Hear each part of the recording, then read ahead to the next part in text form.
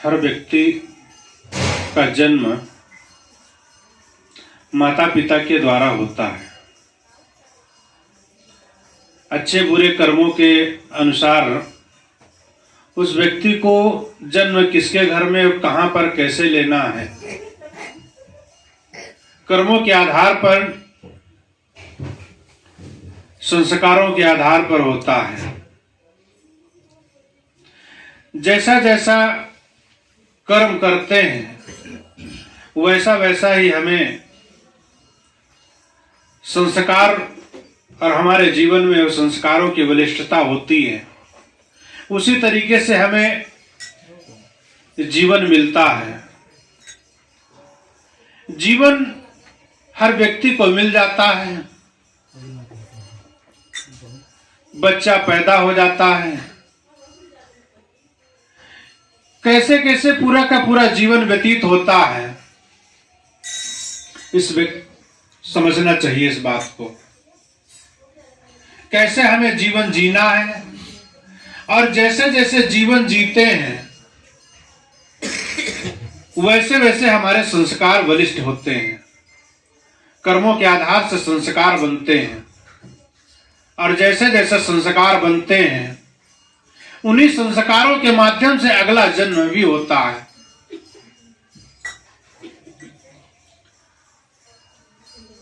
क्योंकि हमने जो आज जन्म मिला है वो तो हमें उपहार में मिल गया। जैसा कर्मों के अनुसार हमें भोग को भोगना है, खत्म नहीं होगा, भोग तो भोगना ही पड़ेगा। जैसा भी आपने काम किया है उसका फल तो मिलेगा ही मिलेगा।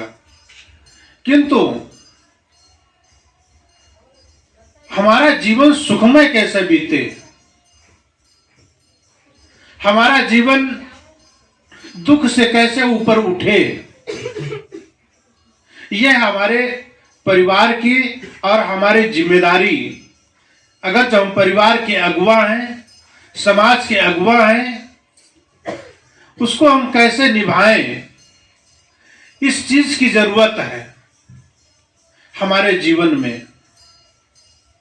क्योंकि हम सब परिवार में रहते हैं। मनुष्य एक सामाजिक प्राणी है, बिना समाज के वह रह नहीं सकता। कुछ एक संतों की बात है, वो पूरा का पूरा जीवन त्यागमय व्यतीत करते हैं। ब्रह्मचर्य जीवन जी करके सांसारिक जीवन से अपना मुंह मोड़ करके पूरे संसार को अपना परिवार मान करके पूरा का पूरा जीवन जीते हैं। लेकिन परिवार में रह करके व्यक्ति परिवार की जिम्मेदारियां, परिवार की जो जिम्मेदारियां सही तरीके से उठाता है वह सही में मनुष्य है। अपने मनुष्य होने का जो लाभ है वो सही से मिलना चाहिए। अन्यथा पशुवत जीवन जीते हैं, कोई मतलब का नहीं है। जिस तरीके से पशु खान पान उनका अलग है, जिनके दो दांत बाहर होते हैं, बड़े बड़े होते हैं, वह सब मांसाहारी होते हैं। उनको मांस खाने का प्राकृतिक उपहार है।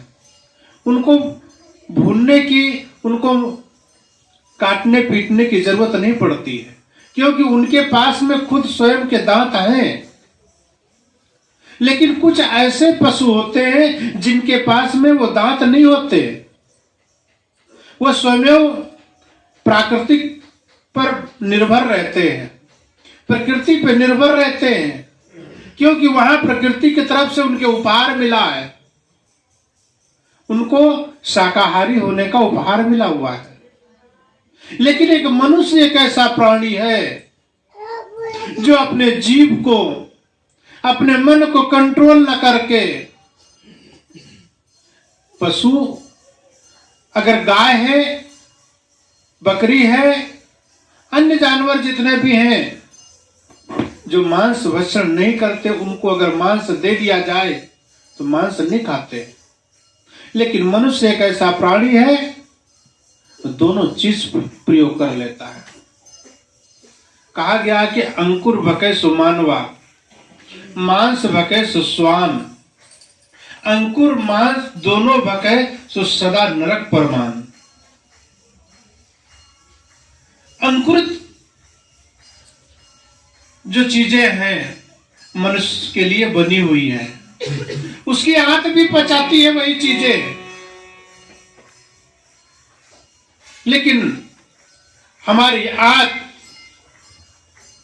मांस खाकर के पचाने की शक्ति नहीं है। लेकिन फिर भी ये मनुष्य अपने मन के जीव के चटोरेपन में पूरा का पूरा जीवन बर्बाद करता है, अपने कर्म संस्कार को बर्बाद करता है, जीव हत्या करता है। हम जब एक जीव को पैदा नहीं कर सकते, मारने का अधिकार हमें नहीं है। सदगुरु कबीर साहब ने कहा है, जीव मत मारो बापुरा, जीव मत मारो बापुरा, सबका एक ही प्राण, हत्या कबो न छूटी है सुनो कोटिन पुराण। सबके अंदर में जीव है, सबके अंदर में जिस तरीके से हमें दर्द होता है उसी तरीके से उन जीवों को भी दर्द होता है। अगर जो हम उन्हें मार करके अपने पेट में रख करके अपने मन को और जीव को संतुष्ट करना चाहते हैं, अपराध है।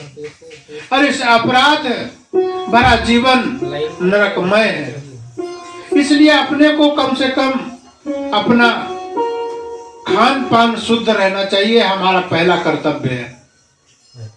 कोई भी व्यक्ति आए तो आपके दरवाजे पर रख के बिना संकोच आपके घर में भोजन ले सके, यह हमारा पहला धर्म है। दूसरा, जिस जीवन में हम रह रहे हैं, जिस परिवार में हम रह रहे हैं, वहां पर भी हमारा कर्तव्य बनता है, क्योंकि हम एक धार्मिक, हर व्यक्ति धर्म से जुड़ा हुआ है, क्योंकि प्रकृति ही धर्म है। प्रकृति अपने धर्म पे चलती है। आग, हवा, मिट्टी, पानी, ये सब अपने धर्म पे आधारित है। इनका धर्म चेंज नहीं हो सकता। आग का धर्म उष्णता, वो जलाएगी। पानी का धर्म शीतलता है, वो शीतल प्रदान करेगी। इसी तरीके से हमारा धर्म है जीवों पर दया करना, सदाचार को अपने जीवन में आहरण करना। उनका आचरण करेंगे तब हमारा जीवन सुखमय और शांतिमय व्यतीत होगा। और ऐसे जीवन को किसको नहीं पसंद है, क्योंकि दुख किसी को पसंद नहीं है। हमको कोई अगर गाली देता है तो क्या पसंद है? आपको कोई गाली देता है पसंद है? कोई कटु बात कहता है तो पसंद है? जब हमें पसंद नहीं है तो दूसरे को पसंद कैसे हो सकता है? और जब दूसरे को पसंद नहीं होता तो हम ऐसी बात दूसरों के साथ क्यों करें? परिवार में जितना सामंजस्य बनेगा, परिवार में जितना सुखमय जीवन व्यतीत होगा, परिवार हमारा स्वर्ग रहेगा। परिवार में हमारे सामंजस्य बैठेगा, परिवार में हमारे कलह कल्पना नहीं रहेगी। और इन सब सारे चीजों को कहां से मिलेगा? ये सब सारी चीजें मिलेंगी कहां से? इस संतों के शरणों में जब तक अपने मन की डोरी नहीं बांधेंगे, संतों के शरणों में अपने मन की डोरी बांध करके जब हम जीवन जिएंगे, तब वह चीज हमें मिलेगी जिस चीज के लिए हम तड़प रहे हैं, जिस वस्तु के लिए हम इतने दिनों से हम इंतजार कर रहे हैं। उस इंतजार की घड़ियां तभी समाप्त होगी जब सदगुरु के चरणों में अपने मन की डोरी को हम बांध देंगे। और मन की डोरी को बांध करके उनके बताए हुए मार्ग पर चलने का प्रयास करेंगे। और धीरे धीरे सने सने जब जीवन मेरा निखार पैदा करेगा तो लोग भगवान मान लेते हैं। लोग आपके पद चिन्हों पर चलने के लिए तैयार हो जाते हैं। संत गुरुजन भी छोटे बालक ही थे, अपने आप को निखारा, अपने आप जीवन को संत गुरुजनों के चरणों में अपने जीवन को समर्पित कर दिया।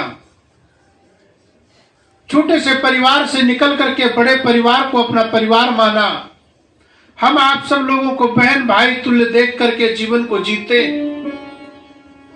तब लोग संतों को भगवान कहते हैं, संतों की पूजा अर्चना करते हैं, तब उन्हें वहां से ज्ञान मिलता है और संस्कार मिलते हैं, और जैसे जैसे संस्कार मिलते हैं वैसा वैसा ही जीवन उनका निखार होता चला जाता है। इस तरीके से जीवन जीने के लिए हमें संतों के पास में जाना पड़ेगा। संतों से हमें मंत्र उच्चारण करना पड़ेगा, उनके जीवन की सारी चीजें सारे धीरे धीरे धीरे धीरे अपने जीवन में उतारना पड़ेगा। इसलिए ये जन्म और जीवन का बीच का जो संघर्ष है, इसे हमें इस तरीके से निपटाना पड़ेगा। हर व्यक्ति यहाँ पर जितने दिन के लिए जिस तरीके से झूला वेग, एक बार झूला दिया जाता है, जब तक उसमें वेग रहेगा तब तक वो झूला झूलता रहेगा। इसी तरीके से जीवन, सदगुरु कबीर साहब कहते हैं, जब तक ये जीवन का वेग है तब तक वो वेग खत्म नहीं होगा।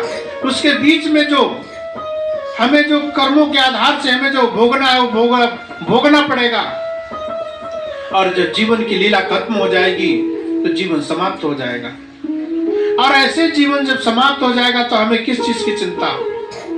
जीवन क्षणभंगुर, जीवन क्षणभंगुर है। उसमें क्या हमें अहंकार करना, क्या चीजों पे, क्या वस्तुओं पे, क्या व्यक्तियों, क्या अपने आप पे। इतना सुंदर शरीर,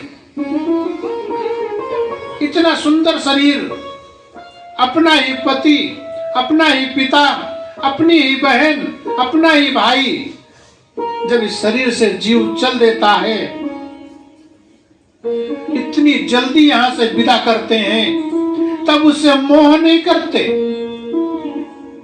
उससे प्रेम नहीं करते, उसको तुरंत विदाई करके पंच तत्व में विलीन करना चाहते हैं, घर से उसको हटाना चाहते हैं। अब किस शरीर का मोह है? शरीर का मोह कब तक करोगे? इस शरीर से कुछ होने वाला नहीं है। इसलिए भजन करो, और जब तक हम भजन करेंगे वही हमारे साथ जाएगा। इसलिए सदगुरु कबीर साहब के जीवन को अपने जीवन में उतारने का प्रयास करें। उनके वाणियों के माध्यम से अपने जीवन में खुशबू पैदा करें, सुंदरता लाएं, परिवार में एकता बनेगी, निखार पैदा होगा और हमारा जीवन सुखमय और शांतिमय बनेगा। इसलिए हम सब लोग यहाँ एकत्रित हुए।